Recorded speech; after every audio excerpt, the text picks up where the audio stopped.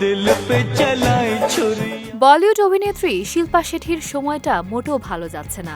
একের পর এক বিতর্ক আর জটিলতায় পড়ছেন তিনি। এবার তার মালিকানাধীন রেস্টুরেন্ট বাস্তিয়ানকে কেন্দ্র করে নতুন করে আইনি ঝামেলার মুখে পড়েছেন। কর্ণাটক পুলিশের তথ্য অনুযায়ী বেঙ্গালুরুর কিউবান পার্ক থানায় রেস্টুরেন্টের বিরুদ্ধে এফআইআর দায়ের করা হয়েছে। অভিযোগ উঠেছে ১১ ডিসেম্বর নির্ধারিত সময় পেরিয়ে যাওয়ার পরও রেস্তোরাঁটি খোলা রাখা হয়েছিল এবং সেখানে উচ্চ শব্দে গানবাদ্য ও নাচ গান চলছিল। পুলিশ জানিয়েছে, আইন অমান্য করে এমন উদযাপনের খবর পাওয়ার পরই তারা কঠোর অবস্থান নিয়েছে।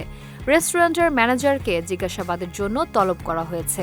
বিষয়টি আরও তীক্ষ্ণ হয়েছে কারণ এর আগের সপ্তাহেই রেস্তোরাঁর বিষয়ে বিতর্ক শুরু হয়। বিগ বসের সাবেক বিজয়ী সত্য বাস্তিয়ানে ডিনার করতে গিয়ে বিল পরিশোধ নিয়ে রেস্টুরেন্টের কর্তৃপক্ষের সঙ্গে তর্কে জড়ান। সেই সময়ের সিসিটিভি ফুটেজ সামাজিক মাধ্যমে ভাইরাল হয়ে ব্যাপক সমালোচনা সৃষ্টি করে।